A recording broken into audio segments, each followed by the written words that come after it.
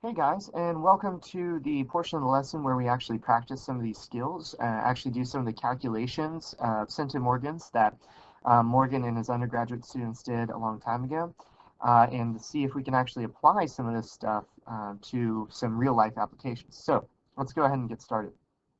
So let's do some linked gene practice. We're going to learn how to calculate the distance between linked genes. In other words, genes on the same chromosome that cannot undergo crossing over or that are close enough to make crossing over a rare occurrence. So how do we do this? We're going to start off with some fruit flies, just like Morgan. So in our parental generation, which is the first ones we ever crossed, we're going to cross two true breeding flies. Remember, true breeding means the same thing as homozygous. The female parent is true breeding for brown and wingless. Okay, and the male is true breeding for black and normal wings. All the flies in their children's generation, so the F1 generation, are brown and have normal wings. Okay, I underline this statement. Why? Because if we know what the F1 generation is, if we see what its phenotype is, it'll actually tell us what the dominant alleles are. Because all of them turned out to be brown and have normal wings, the dominant alleles must be brown and normal. So capital B is brown, capital N is normal. Lowercase b and lowercase n for black and wingless must be the recessive conditions. I'm going to go ahead and keep this up here so that I know what's going on for the rest of the problem. I would encourage you to do the same. Now it asks us first for the genotypes of the flies in the P generation. So it gave us their phenotypes. If the female parent is brown and wingless, we can go ahead and figure out what she is because we know she's true breeding. So if she's true breeding brown, she must be capital B, capital B. And if she's true breeding wingless, she must be lowercase n. In the same way, if the male is true breeding for black, they must be little b. And if they're true breeding for normal wings, they must be big N. So these are the genotypes of the flies of that P generation. So what are the genotypes of their children? What if I was to go ahead and calculate their children? What is that F1 generation genotype? Well, there's an easy way to figure it out without having to do the dihybrid cross. Remember how we were determining which alleles, or excuse me, which combinations of these genes could be inherited in each of the sex cells that was made by meiosis? And we said that we could use a FOIL method, that we could take this B and distribute it over here to this N. And we said that we could take this B, the same B. I'm sorry, I don't know what's happening here. We could take the same B and distribute it over here to this N. And then we could go ahead and take this B, distribute it to this N. And then we could take this B, same B, and distribute it to this N. And in doing so, we could make all those different combinations of gametes. Okay. Well, without even having to do that, it's super obvious that if I was to combine these B's and these N's in any way, they would only ever be able to create this combination, right? Because I just have big B's and little N's. For the same way, if I was to look at the same thing in Dad, the only combination that I could create in Dad would be something that would look like this. Okay, so these are all the combinations of gametes or sex cells that these two parents could make. Okay, so if we had children between these two, well, all the kids would get a big B and a little b, and all the kids would get a big N and a little n. And so this is the genotype for all the flies in the F1 generation. It's a much easier way to do that calculation without having to do the dihybrid square. Now that we have this, we can go ahead and take this individual and cross them with a true breeding black wingless male. So what would that cross look like? Well, we go ahead and take her phenotype, and black and wingless must be this. Okay, and what would that make? So we could do the cross for this, and when we do the cross for this, if we did that, you'll find your results. But it asks you, we're going to count 1,600 offspring from the F2 generation. So that's going to be these guys as kids. And you're thinking, wait, 1,600? But when I do the cross, it only produces 16 organisms. So what am I going to do? Divide or like multiply by 10? No. So remember that whatever you get out of this, those 16 children, those aren't exactly what those parents are going to have. It's a prediction. It's all based on probability. It's not certain.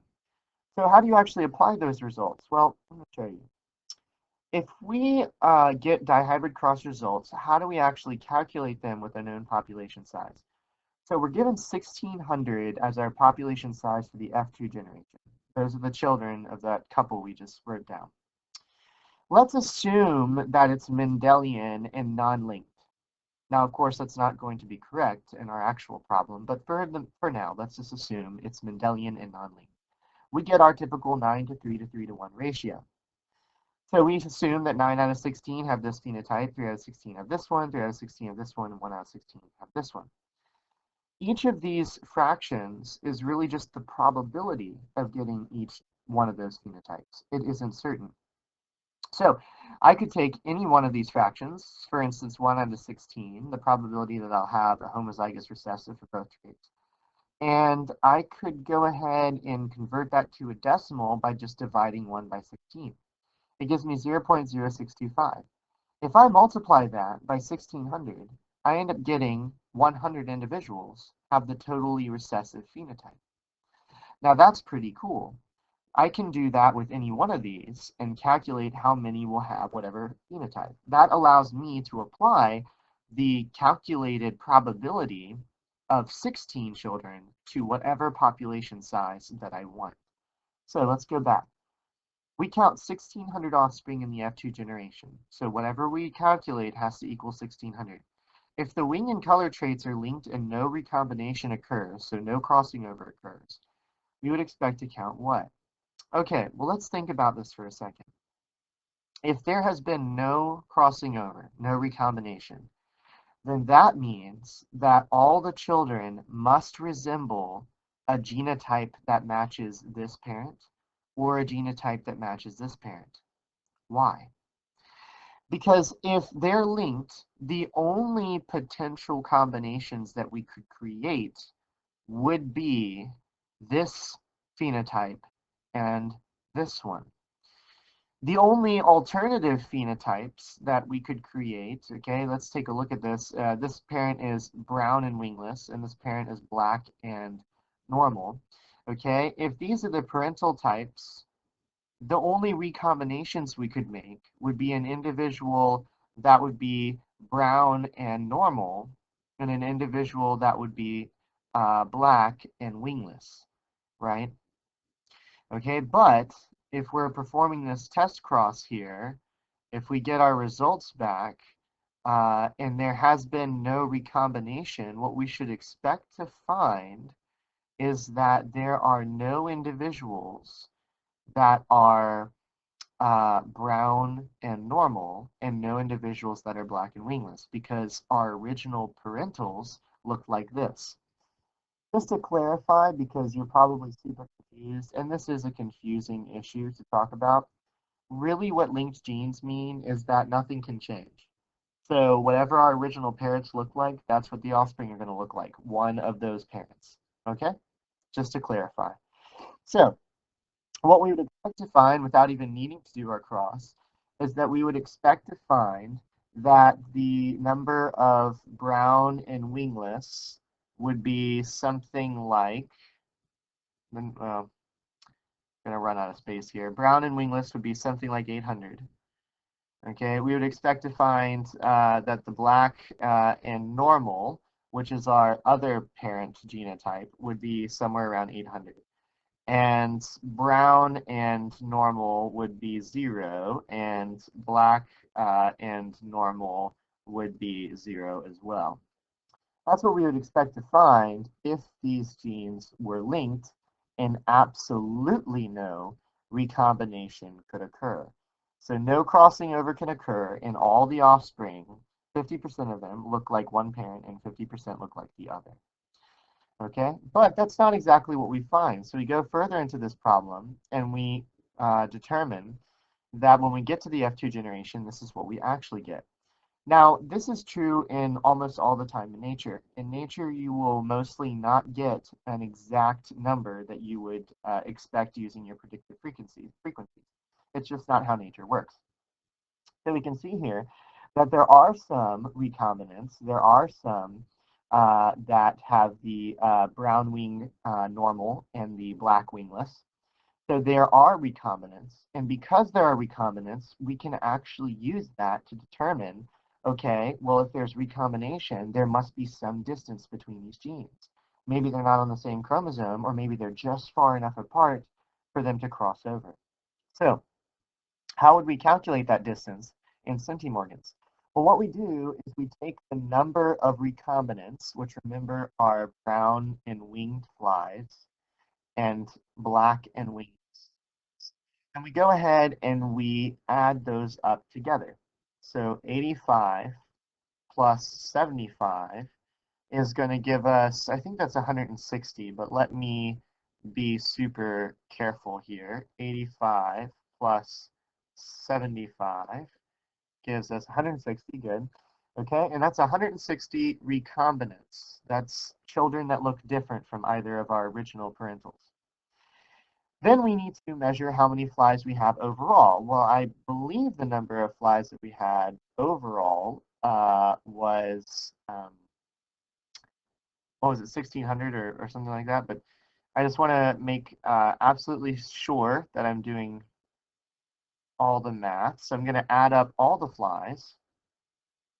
Yep, and it gives me 1,600, right? So I have 1,600, whoops, 1,600 is my total population, or offspring, I should say. Okay, and so now what we're going to do to get this recombination frequency, the distance between genes, I'm going to take the number of recombinants, okay, and divide it by the number of total offspring. Now I can do this math in my head, but if you can't, which is totally fine, you just do it like this, should give you 0.1.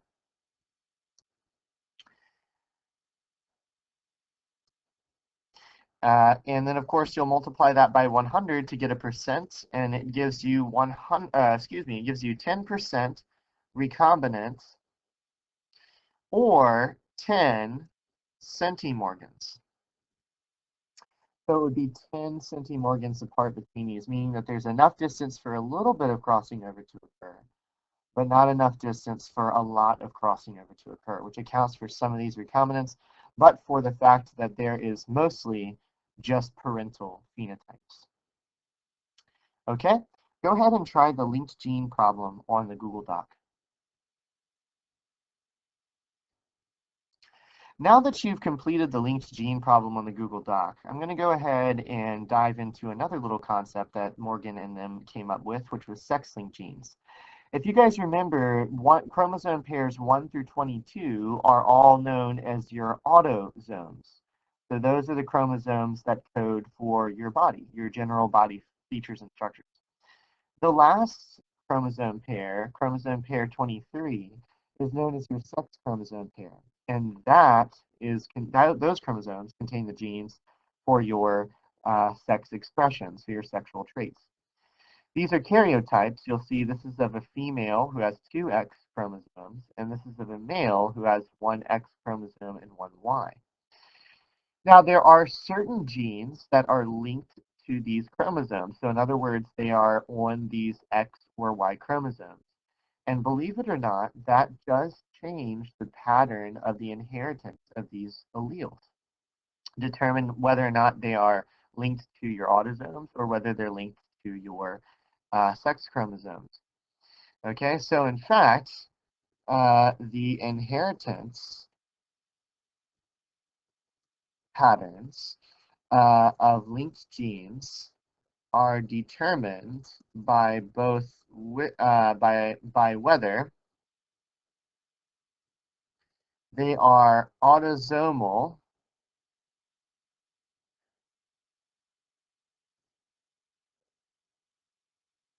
which of course means that they're chromosome pairs 1 through 22, or sex-linked, or dominant / recessive.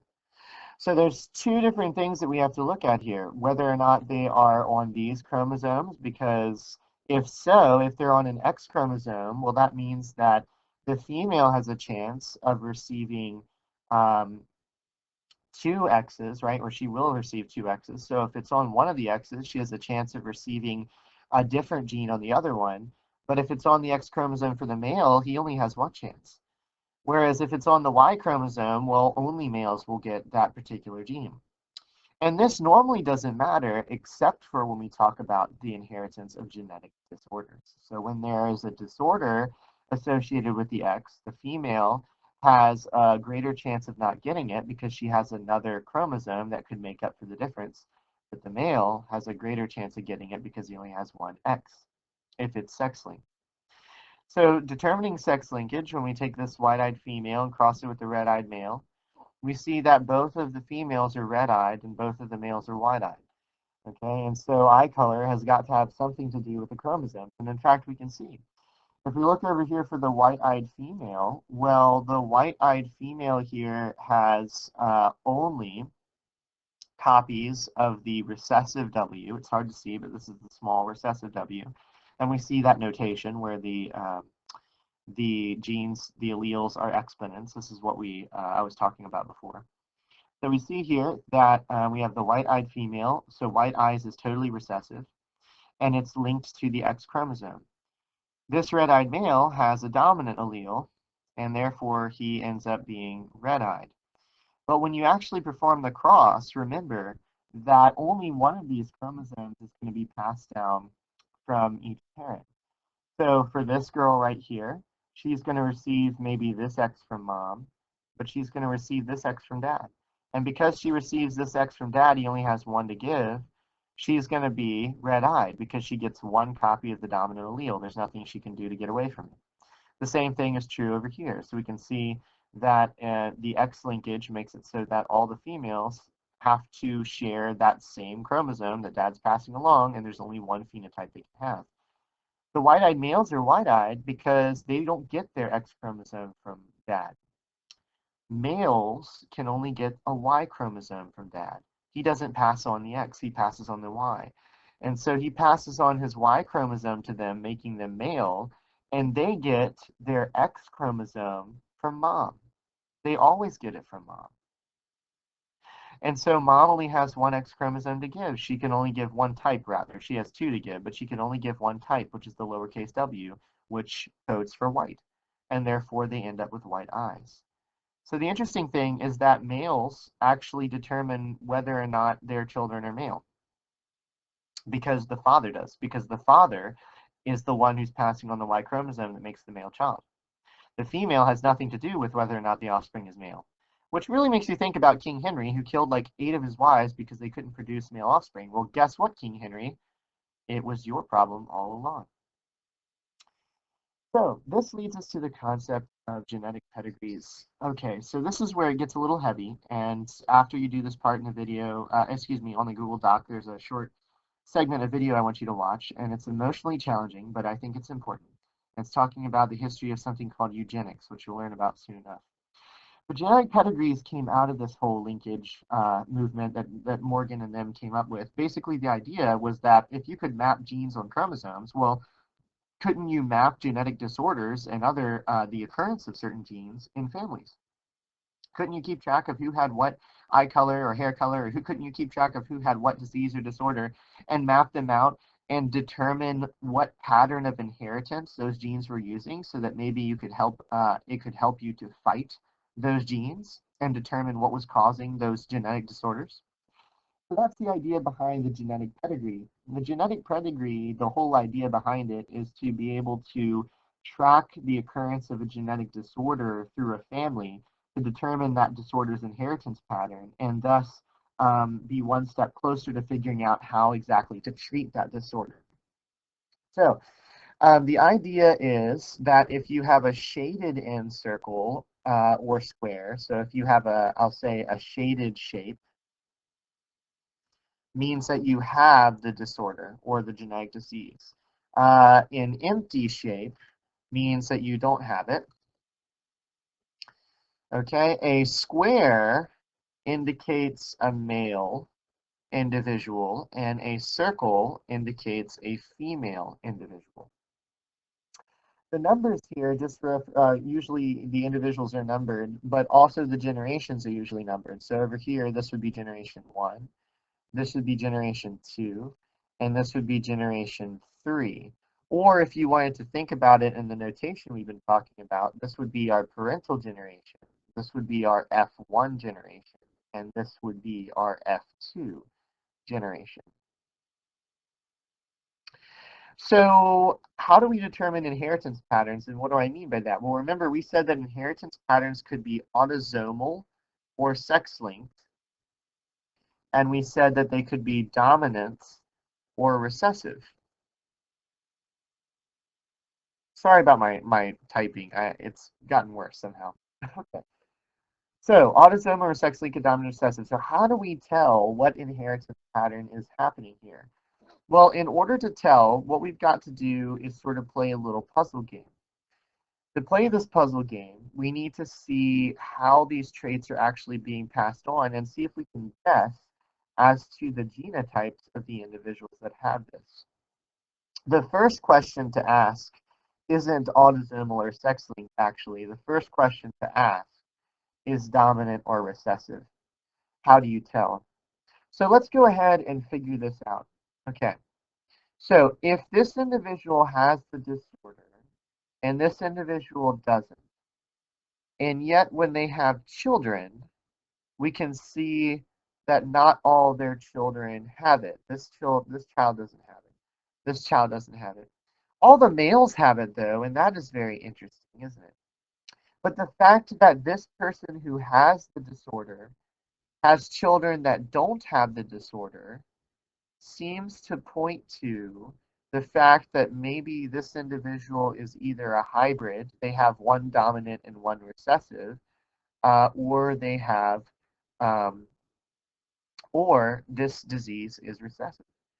Okay, and how does that make any sense? Well, so if we think about it, if it was dominant and this person had it and this person didn't, it would be more likely that more of their children would have it. But as it is, very few of their children do. About, well, 50%. It might seem like a lot, but it's not as much as it could be. So the fact that we produce children without the disorder means that it's either not dominant and it's recessive, or this person's a hybrid. Let's take a look at some more examples and see if we can figure out what's going on. Well, over here in this part of the family, these all have the disease. This person married in and they have the disorder, so all their children have it. Well, okay, well, that makes a lot of sense. Fine. But this one over here is the kicker. I want you to pay attention to what's happening over here.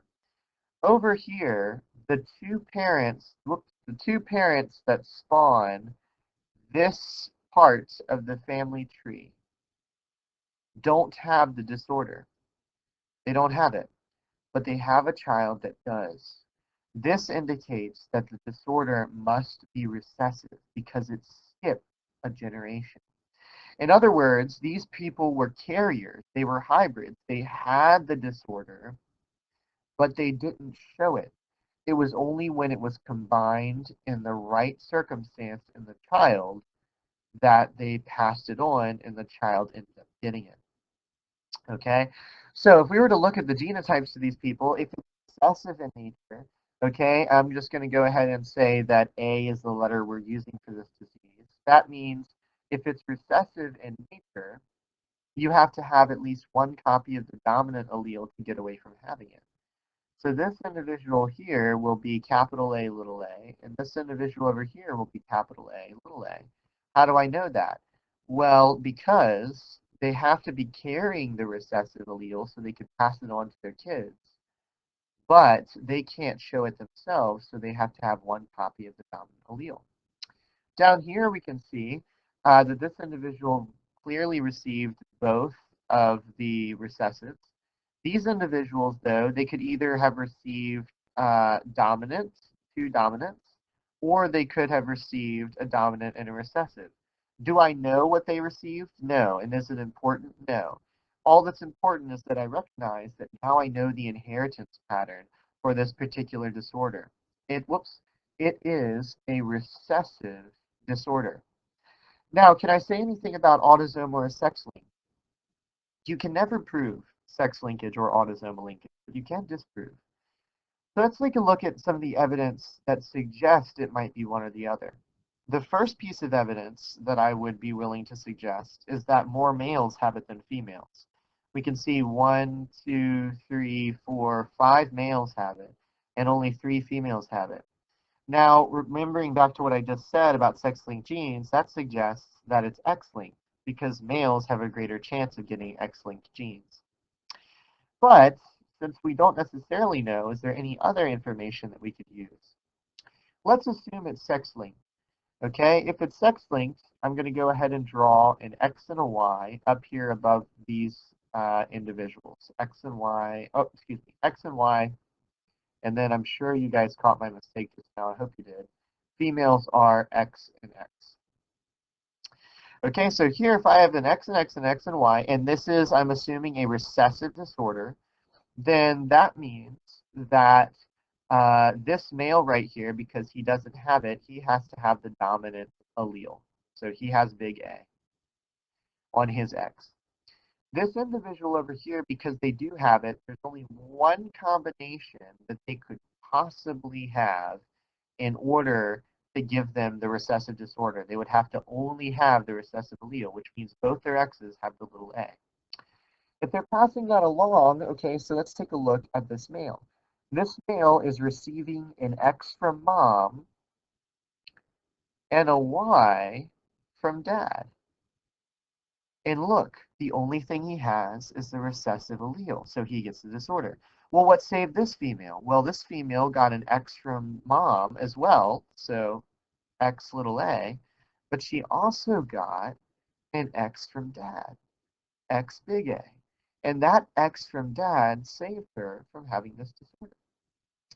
So, is it sex linked? We can't prove it, but we probably can say with some certainty that it's sex linked. Let's take a look at what it is. It is X linked recessive. So, yes, it is sex linked, X linked, and recessive. Good job. Okay, we're going to try another one. These are some rules that are really good for helping us to determine whether it's sex-linked or dominant or recessive. So I'll give you a second to look over this. Okay, armed with our new rules, let's see if we can figure out what this one is. Okay, so this one right here, if we take a look, we're going to see that this individual, all right, so all these individuals have it except for this person. That's interesting. But both of the original parents have it, and this person got away. Okay. We see that it is stamped here, but that's because the two parents here, which are cousins, actually, the two parents here didn't have it. Okay, so there was no instance of them having the disease. It doesn't skip a generation per se. This one doesn't really count because we see these guys don't have it. And one of the big things that I'm seeing here, yeah, so one of the big things that I'm seeing here is that this individual right here who does have it and this one who don't, they have a child who does and who does not. There's more males than females that have it. That might suggest X linkage. But let's play around with this really quick. Let's see what we can do. So let's assume that it's recessive for a minute. Let's just assume. And we'll assume it's autosomal until we can say anything about sex linkage. Those are both safe assumptions. So let's go ahead and assume. Let's go ahead and assume that that's true. And we'll say if it's recessive, this person that has it has got to have this. Okay, so we'll go ahead and say that for all of them. All of them that have the disorder have to be double recessive. We'll just start off with that assumption. And no, I actually don't know what this is. So that's why I'm starting off with this assumption. This is how you should go about doing these problems if you don't know. Okay, so these are all recessive. Good. Okay, that means that this individual has got to have at least one copy of the dominant to keep them from having it. So they could be either big A, or they could be big A, little a. They just need one copy to get away. But what I'm interested in is to see whether or not they could actually produce an offspring that doesn't have the disorder. Well, yeah, if I combined this parent with them, then no, they couldn't. Because if I combine this parent with the recessive, all the kids would have at least one copy of the dominant. So this person can't be homozygous dominant. They have to be they have to be a hybrid if this is true, and that would mean that 50% of their children would have the disease and 50% wouldn't. So that looks pretty good so far. So that means this person would have big A, little a. And if I look over here, well, of course, all these kids inherit the. Oh, but wait, something's wrong. There's no way. Okay, if I combine little a with little a, the only thing I'm going to get is little a. That means that this individual would have to be little a, but they don't have the disease. Oh no, it's not recessive at all. All of that was wrong. Okay, so if it's not recessive, that means it must be dominant. Well, does that work? Let's see. This person just, so what that means is that all of the ones that don't have it are going to be recessive now because it's the dominant copy that gives you the disease. So I'm going to go through all these are little a, and I'm sorry my handwriting is starting to suck. I don't want to draw this out too long. All these are little a, okay? And this person has to have at least one copy of the big A. Now they can't be big A, because if they were, and we combine them with little a, all the kids would have one copy of the big A. And so they can't be big A, We go ahead and rule that out. They have to be big A, little a. And when we put them together, well, sure enough, this guy has to be big A, little a. But the other one got away with being little a, because he took that 50%, right? Good. Works just over here, just like it did before. But now, if we assume that these guys are all dominant, though, but they have a child that's all recessive, they have got to be hybrids. Well, how do I know? Well, because if I made both of these big A, they could only produce big A children, and we'd run into the same problem.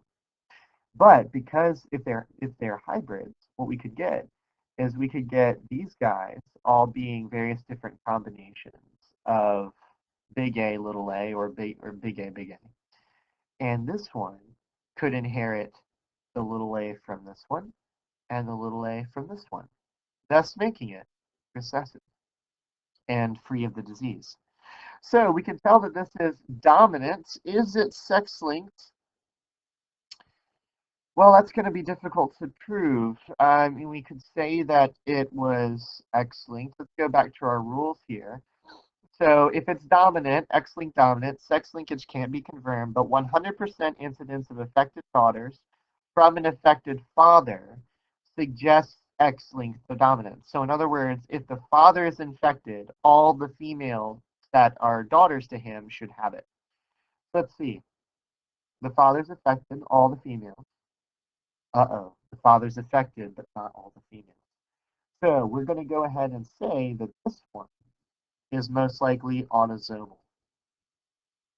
Let's see if we're right. Because again, I actually don't know. Hey, look at that. Now, go ahead and try this one. I want you to pause the video. And then I'm going to go ahead and get rid of this box here in a second to see if you're right. Okay. All right, I'm going to assume you paused it. Here we go. Were you right? All right, go ahead and try the practice on the Google Doc. And as always, if you have questions, let me know. Have a great day.